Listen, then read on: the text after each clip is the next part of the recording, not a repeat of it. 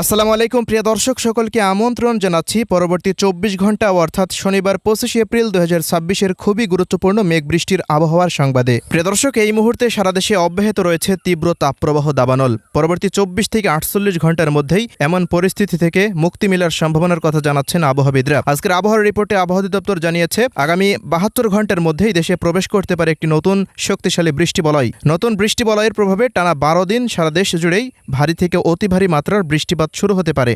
তো দর্শক, দেশের ৮ বিভাগের ৬৪ জেলার কোন কোন অঞ্চলগুলোতে আবহাওয়া পরিস্থিতি কেমন থাকতে পারে আগামী এক সপ্তাহ জানিয়ে দেব। সম্পূর্ণ বিস্তারিত ভিডিওটি না টেনে শেষ পর্যন্ত দেখতে থাকুন। কে কোন জেলা থেকে দেখছেন কমেন্ট করে জানিয়ে দিন। প্রতিনিয়ত আবহাওয়ার খবর পেতে আমাদের ইউটিউব চ্যানেলটিকে সাবস্ক্রাইব করে রাখুন।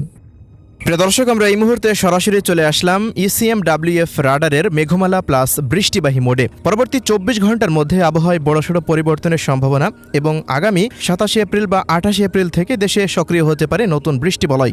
বৃষ্টিবলয়ের প্রভাবে টানা ১২ দিন তীব্র ঝড় বৃষ্টির সম্ভাবনা রয়েছে দেশের প্রত্যেকটা অঞ্চলেই। সে আপডেটটি আমরা জানিয়ে দেব। তার পূর্বে একটু লক্ষ্য রাখবো পরবর্তী ২৪ ঘন্টা সারা দেশের আবহাওয়া কেমন থাকতে পারে। প্রিয় দর্শক, আজ রাত থেকে পরবর্তী ২৪ ঘন্টা অর্থাৎ দেখা যাচ্ছে ২৫ এপ্রিল রোজ শনিবারের দিন সকাল থেকে দুপুর পর্যন্ত দেশের ৮টি বিভাগের ৬৪ জেলায় আকাশটা অস্থায়ীভাবে আংশিক মেঘলা নিয়ে থাকতে পারে। তবে দুপুরের পর হতে বিকেল বা রাতের মধ্যে একটি শক্তিশালী বজ্রবাহী মেঘমালা তৈরি হতে পারে রংপুর অঞ্চলের দিকে। তো এই মুহূর্তে রংপুর বিভাগের বেশ কিছু অঞ্চলে তীব্র ঝড় বৃষ্টির সম্ভাবনা রয়েছে। এই মুহূর্তে রাডারের পূর্বাভাস মতে পরবর্তী ২৪ ঘন্টার মধ্যে রংপুর বিভাগের রংপুর, দিনাজপুর, ঠাকুরগাঁও, পঞ্চগড়, নীলফামারী, লালমনিরহাট, কুড়িগ্রাম ও গাইবান্ধা জেলার উপর দিয়ে ঝড় বৃষ্টি হতে পারে। পাশাপাশি ময়মনসিংহ, শেরপুর, জামালপুর, নেত্রকোনা অঞ্চলগুলোতেও ঝড় বৃষ্টির সম্ভাবনা পাওয়া যাচ্ছে।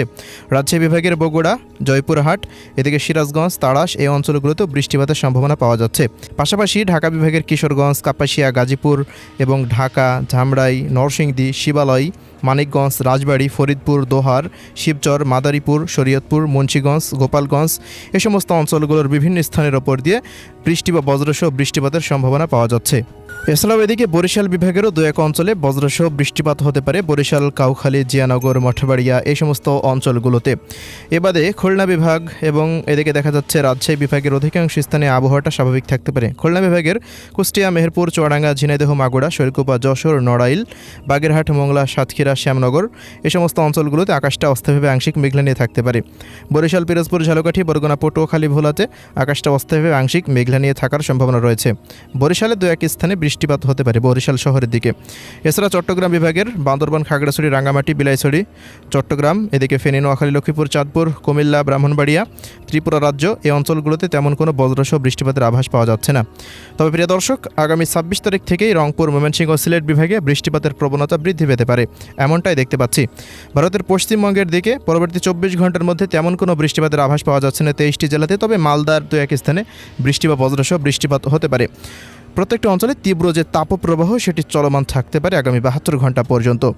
এদিকে বৃষ্টি বলয়ের আপডেট আমরা দেখতে পাচ্ছি আগামী ২৭ তারিখ থেকেই রংপুরের দিকে যে বৃষ্টি বলয়টি সক্রিয় হতে পারে তা আগামী ২৮ এবং ২৯ তারিখ নাগাদ আরও তীব্রতর আকার ধারণ করতে পারে সিলেটের দিকে।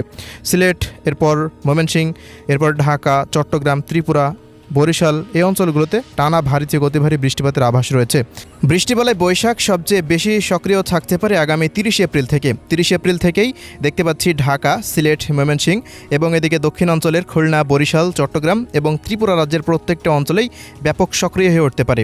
৩০ এবং পহেলা, দোসরা, তেসরা এবং চৌঠা মে এই কদিন তীব্র ঝড় বৃষ্টির সম্ভাবনা রয়েছে দেশের ৮টি বিভাগের ওপর দিয়েই। ওই কদিন ব্যাপকভাবে ক্ষয়ক্ষতির আশঙ্কা রয়েছে কৃষি আবাদের।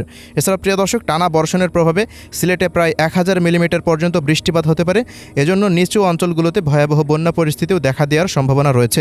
তো অবশ্যই সবাই সতর্কতা অবলম্বন করবেন। তো এই ছিল আজকের আবহাওয়ার রিপোর্ট। আল্লাহ হাফেজ।